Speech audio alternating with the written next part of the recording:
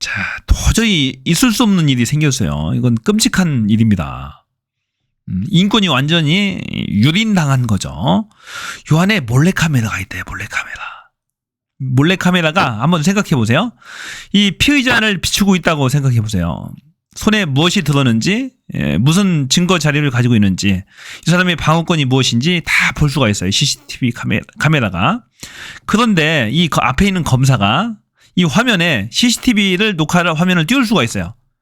만일에 주민을 할 수 있다라고 한다면은 다 볼 수가 있죠.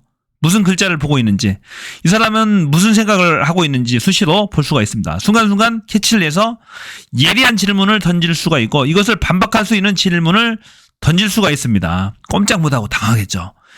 이런 일이 실제로 벌어질 수가 있다라니까요. 이 요즘에는 CCTV가 주민 기능이 되는 게 거의 다 돼요. 10만 원짜리도 다 된다고 그럽니다. 10배속, 25배, 이런 확대 화면들이 가능하다고 그래요. 그러니까 다 볼 수가 있는 겁니다. 글자를. 자, 끔찍한 일이죠. 다름이 아니고 이것이 수원지검 1313호의 모습이라면은 믿으시겠습니까? 실제로 대한민국의 많은 검찰청에서, 대부분의 검찰청에서 이런 표준 모델을 가지고 있다고 합니다. 비단 여기뿐만이 아니겠죠. 진짜 끔찍한 일입니다. 피의자의 인권이 완전히 침해되고 있다니까요. 검사들이 아주 우월적인 지위에서, 전지전능한 지위에서 다 보고 있는 겁니다. 이 피의자의 무엇을 보고 무슨 생각을 하는지까지도 다 읽을 수 있다라는 얘기예요. 끔찍한 일이죠, 이건. 끔찍합니다. 자, 김광민 변호사, 이화영 전 부지사의 변호사입니다. 제보가 왔답니다.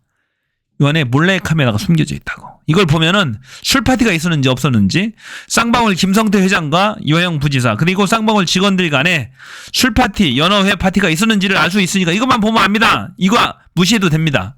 라는 거예요. 자, 형사소송법 규칙에는 CCTV를 반드시 영상 녹화 시대에 설치하도록 돼 있어요. 조건이 두 가지가 있습니다. 이 전체를 보여야 된다. 이 영상 녹화실 전체. 두 번째는 이 피의자, 피조사자죠. 피조사자의 안면을 인식할 수 있어야 된다. 이거면 족한 거예요. 이 몰래카메라가 설치되어야 되는, 이건 범법행위입니다. 하는 이유가 없는 거예요. 모든 CCTV 카메라는 외부에 노출이 돼 있어야 되고, 거기에 찍히는 사람들은 CCTV가 설치되어 있음을 고지를 받아야 되고, 아니면 문구라도 있어야 되는 겁니다. 거부할 권리도 있고요. 그런데 이건 몰래카메라는 법에 규정되는 게 아니에요. 이건 불법입니다. 분명히. 엄연한 불법이에요. 이건 불법을 대한민국 검찰이 행하고 있다는 것이 끔찍한 일 아니에요. 끔찍한 거죠. 이런 제보가 들어왔다는 거예요. 그런데 이제 알고 보니까 다 이게 이상한 거예요. 다 자세히 조사를 해보니까. 자, 끔찍한 일이죠. 자, 이렇게 된 겁니다. 이 검사가 화면을 띄워놓고 CCTV를 2개를 띄워놓습니다. 카메라 1, 카메라 2입니다. 이렇게 띄워놓고 볼 수 있는 거예요. 이것을 주민을 한다면 다 보이는 거예요. 무엇이 찍히는지 다 볼 수 있는 겁니다. 이거는 피조사자죠. 피의자. 자, 다음 화면 볼게요. 이겁니다. 검사가 보고 있는 거예요. 피의자고 2024년도 4월 24일 수원지검에서 이건 제공을 한 겁니다. 수원지검에서 자기들은 합법적으로 조사한다. 형사소송법 규칙에 의해서 이렇게 조사를 한다라고 하는데 이거 다 불법인 거예요. 자, 이건 피조사자의 얼굴이 보이지가 않아요. 이렇게 몰래 카메라 숨겨놓고 찍는 건 불법이라니까요. 카메라 두 대가 있다고요. 가장 최근 화면이잖아요. 4월 24일 거니까. 이건 불법이라고요. 주민을 하면 이 검사가 이 문서의 글자까지 하나하나 다 보일 수가 있다는 겁니다. 자, 하나, 2개가 있죠. 자, 볼게요. 다 볼 수가 있잖아요. 이게 이제 불법인 화면이죠.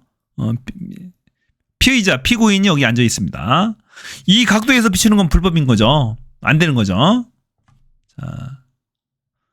실제로 CCTV 영상을 띄워놓고 보고 있습니다. 수원지검에서 자기들이 인정한 거라니까요, 보니까, 이건. 자, 글자를 빨간아재, 박효재 씨죠. 박효재 씨가 이 시뮬레이션을 해봤습니다. 비슷한 환경에서 했는데, 자, 주민을 해보니까 이렇게 글자가 보이는 거야. 멀리서도 보여요. 자, 검찰의 해명은 아무리, 주민을 한 게 아니고 화면을 캡처해서 그것을 확대해야 하니까 깨지더라. 그러니까 볼 수가 없다. 검사가 볼 수 없다라는 해명을 내놨는데 주민을 하면 상황이 달라진다니까. 아까처럼요. 주민을 하니까 보이잖아요.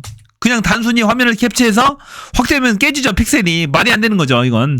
주민을 하면 검찰의 주장이 깨지는 거죠. 말이 안 되는 겁니다. 그래서 그 시뮬레이션을 빨간 아재 이 TV에서 했습니다. 했는데 이렇게 나오더라는 거죠.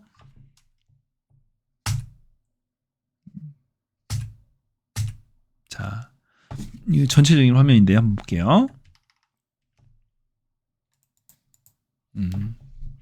카메라가 두 대가 있습니다. 1번 카메라, 2번 카메라. 1번 카메라가 비추면 이 각도가 나옵니다.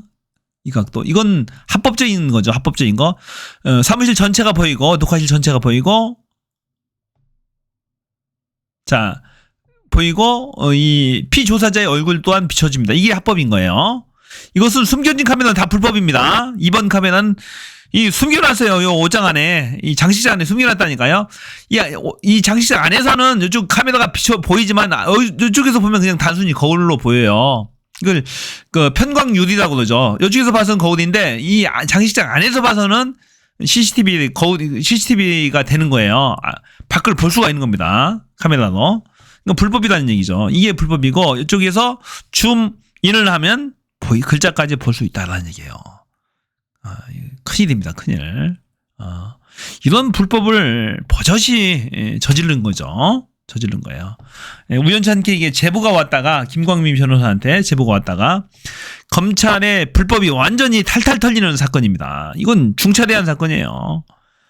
검사들이 법을 위반한 거죠. 피의자 피고인을 가지고 농락을 한 겁니다. 이건 가지고 이 CCTV 가지고 완전히 몰카 촬영을 해가지고 피고인의 방어권을 완전히 무력화시키는 중차대한 사건인가 이건.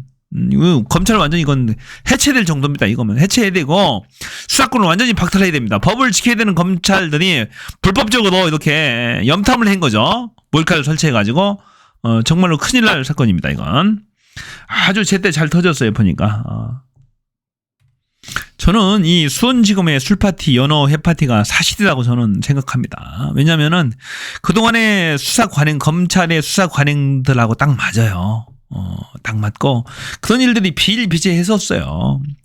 이재명 대표를 구속시키기 위해서 이 정도 못할까라고 생각이 들진 않아요. 충분히 하고도 남습니다. 이재명 특히 제1야당 대표를 구속시키기 위해서 이런 술파티, 연어회 파티를 했다. 또 영상 조사실에서 그랬다. 진짜 있어서는 안 되는 사건이 벌어진 거죠. 철저히 조사를 해서 이거 발본색원을 해야 됩니다. 이번에 국정조사도 하고 특검도 한다고 하니까 진실이 명명백백하게 밝혀져야 됩니다. 이원석 검찰총장도 여기에 지금 참전을 했어요. 절대 그런 일이 없다라고 지 입으로 얘기를 했습니다. 이거 분명히 밝혀져서 거기에 대한 책임을 반드시 물어야 됩니다. 그래야지 사법청의가 서고 이 검찰들을 잡을 수가 있어요. 검찰들을 싹 해서 수사권을 완전히 박탈을 해버려야 됩니다. 자, 여러분들이 느낀 소감을 말씀을 해주세요. 댓글로 남겨주시고요. 많은 토론 부탁드립니다. 자, 좋아요, 구독 버튼 꼭 눌러주시고요. 저는 다음 영상에서 또 찾아뵙겠습니다. 지금까지 뷰였습니다. 고맙습니다.